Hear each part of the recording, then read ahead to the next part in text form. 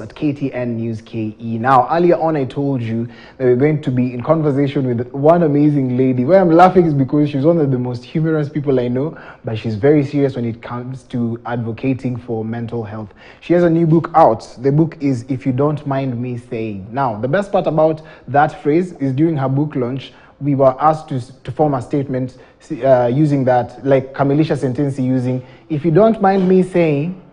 She's the best in the world. Good morning. Good morning. Yeah, it's such an honor to have you. Thank you for having me. Excited to be here. I didn't say your name though, so you want to share that? My name is Kare, but people call me Josephine, but a lot of people also call me Kare. Oh, nice. Yes. So Kare, let's talk about your book. Awesome. And first of all, before we talk about it, how did we get to this journey?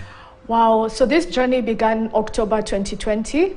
Actually, the year before that, we started a forum called Pit Stop Forum. And in that forum, we bring the 4 different generations that are currently in the marketplace.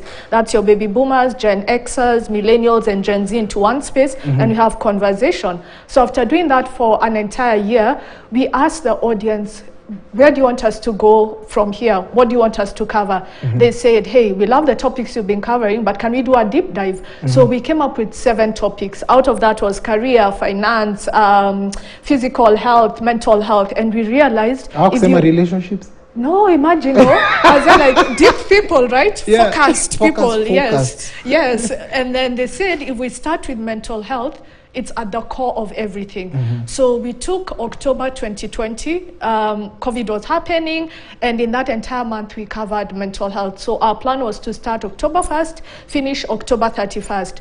When we were done on the last day, we were there like, hey guys, it's been real, keep it locked for the next topic. Guys were there like, no, what do you mean you're stopping? We want to hear more, we need to hear more. And that was what opened our eyes to realize that, hey, there's a need out there.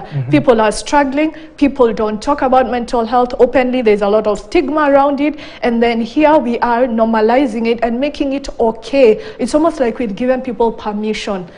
Then what followed was a lot of speaking engagements on different platforms. So spoke to FIFA, to financial groups, to companies, to churches.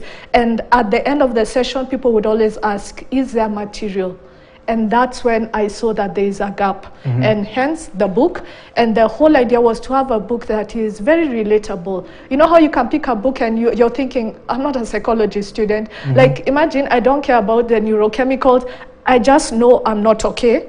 I want something to show me what is wrong and how I can go about it. Now, what I like about it is that it has the yellow pages, and it's not the famous yellow pages.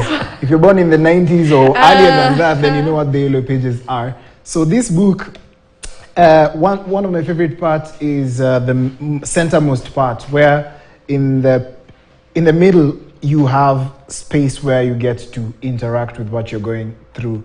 And that's the best part of it, because sometimes when you talk about mental health, what happens is people share their stories, yes, but they don't get a chance to express. Exactly. Now, when I got a chance to interact with you for the first time, I was like, who's this lady and why does she do this?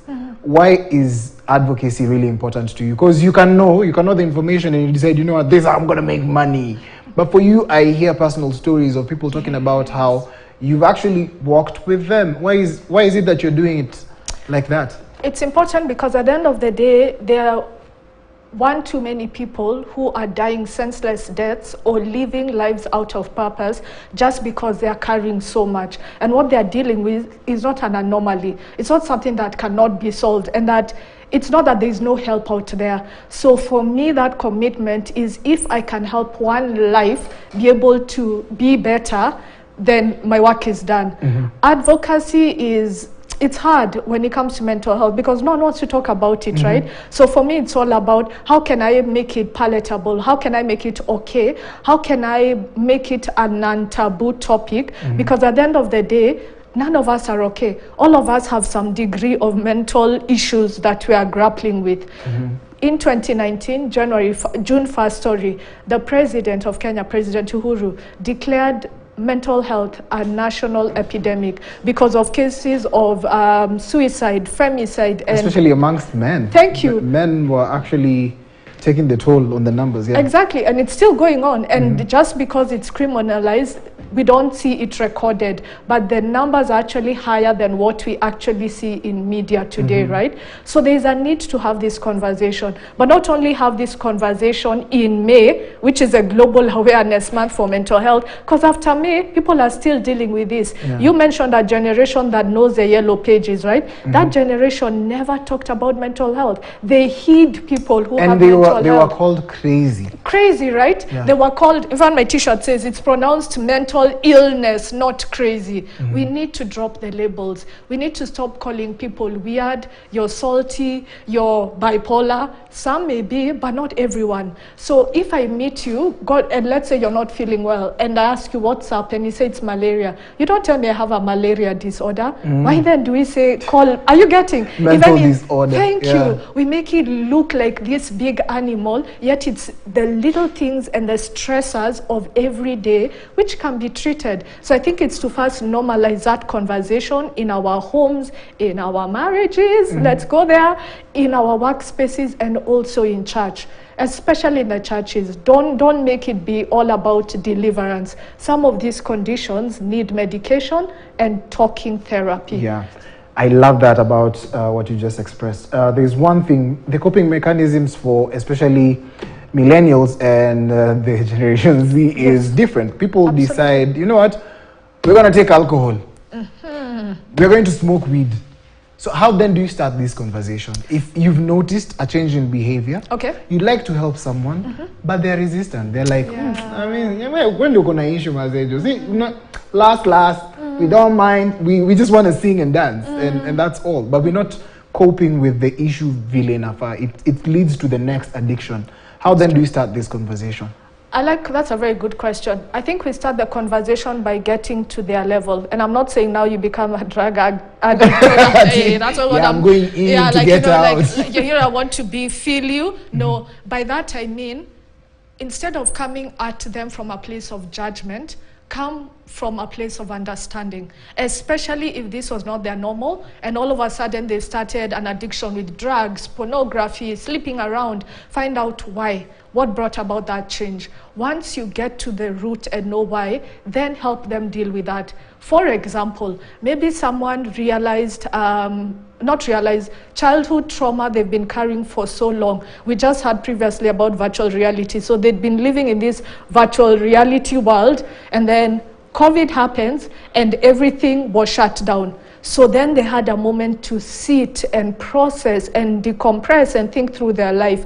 And then they realized, oh my goodness, I've actually been messed up and I've been running away and hiding in work, maybe the pub and everything. So a lot of people are now walking time bombs where they have all these unresolved issues and things that have come to the surface. So if it's that, help them deal with that childhood trauma. Is it a parent who abused them verbally, physically, emotionally? Once they deal with that, they will then not need to use alcohol as a coping mechanism. And when it comes to coping mechanisms, there are two types. There's adaptive and maladaptive. Maladaptive is negative, adaptive is a positive one. And we break down, in the book, I've broken them down so that you're able to see the difference. But to answer your question, get to the root. We are a nation and a society of dealing with symptoms. We are not courageous enough, because that takes courage and it takes patience. Don't wait and expect I'll stop drinking or the addiction tomorrow. So be ready to walk the long haul and know that healing is a linear process. It gets messy. There are days you can have like a relapse. There are days you spiral. There are good days, but just be willing to go down that road. Thank you so much for creating time to talk to us. I believe that people need to get a copy of this book. Yes, if you don't mind me saying, go get the book, okay? So thank you so much, Carrie, for creating time to talk to us.